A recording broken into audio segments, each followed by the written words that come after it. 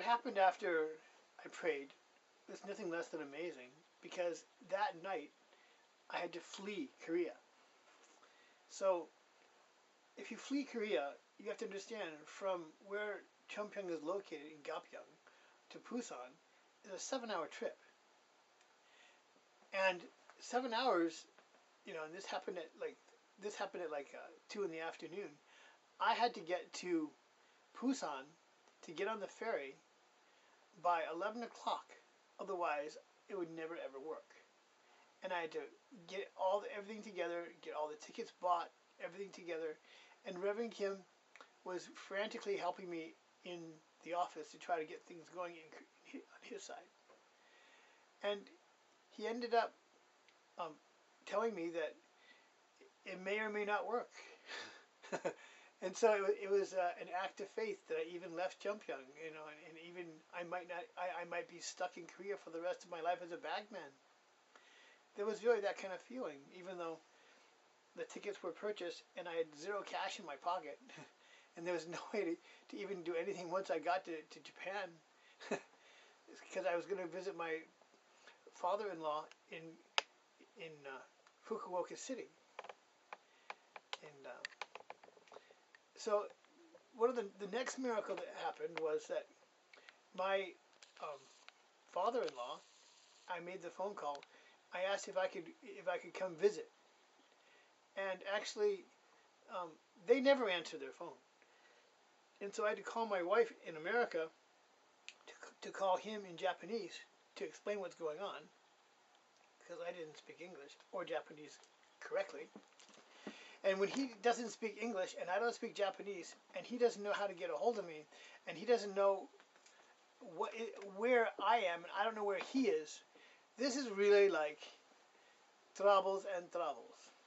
So there I was, off like a bagman with not too much baggage. And I got on this fast train that went from downtown Seoul. Oh yeah, how to get to Seoul. That was a miracle. Right as I get to this bus stop, somebody who is on their way to Seoul stops and says, "Do you need a ride to Seoul?" I didn't ask. God prepared for me a ride to Seoul. And then the guy drops me off right at the place where I need to get off to go downstairs to go to there's only one spot to go to the train in Seoul on the 6th line, and it's right near the embassy and stuff like this, and you got to go down 3 flights of stairs, and I didn't know that you had to go down 3 flights of stairs, so I went down 1 flight of stairs thinking that I'm getting on the train, but that's a subway.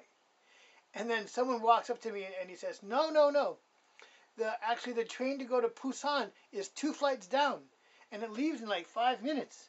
And there I was with with my luggage and stuff. And he said, "Well, I'll help you lift it over the thing." And so he helps me, and he carries my luggage down with me 2 or 3 flights of stairs, and we go lickety split speed. And just as we get there, that's why it has to be a miracle that person was there to help me, because I wouldn't have made it otherwise. We get on the train to Busan. And the train to Busan had to make some repairs along the way. So we were stopped for about an hour on the tracks. And there I was, kind of like, yeah, here we go again. Heavenly Father, I know you're getting me through this. And it's like, it's one thing after another here. And the story continues like this all for, quite a long time. Anyway, so then we get to Busan, and the ferry that I need to take to get to Fukuoka City leaves at 11:07, and it is now 10:30 something.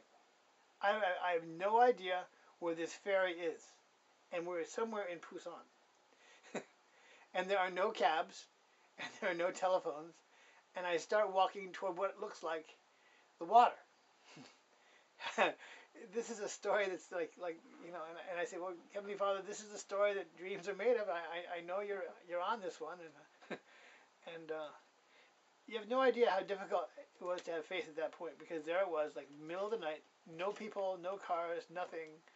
and I didn't even know where I was walking. I just, and I said, Heavenly Father, I'm picking a direction, and it looks like that's where the water is. So, therefore, we're going toward the ocean, And then all of a sudden, this cab comes driving past, and I miss it because I didn't quite see but I catch the telephone number, and I have my cell phone, so I call the cab, and the next cab can come in 20 minutes. And so I call, and then the cab comes, and then I don't have any money, so I have no idea how to get that. And so I ask him, I know I don't have any money, but could you tell me how I could get to the port? He says, oh, it's just 1 block over there. I had been walking in the right direction the whole time. So, miracles and miracles. Then I get on my ride to the ferry had already been paid for, and the ferry was actually late, so that was the next miracle. And I was told that the ferry is never late. And I finally got to the ferry at midnight, and the ferry still hadn't left yet. It was supposedly about 11:07, but for some reason the ferry was delayed. So miracles and miracles. So then I crossed the ferry to Fukuoka City, and we get there sometime in the very, very early morning. It takes a long time to cross, actually. And I sleep on the ferry, and we get there, and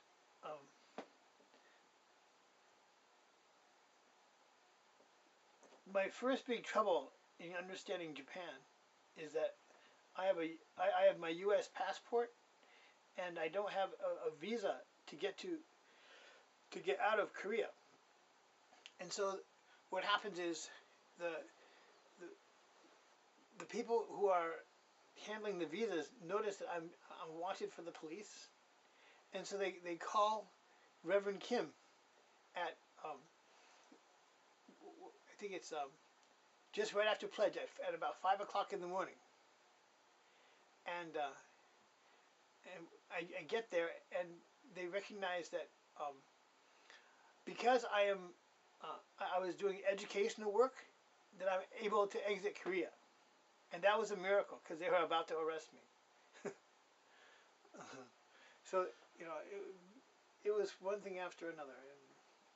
And then I get to the embassy in Japan, and I realized that my working papers for working in Korea were not going to be sent directly to me, but they're going to be sent to the embassy 2 weeks later. So I have to stay with my father-in-law for 2 weeks.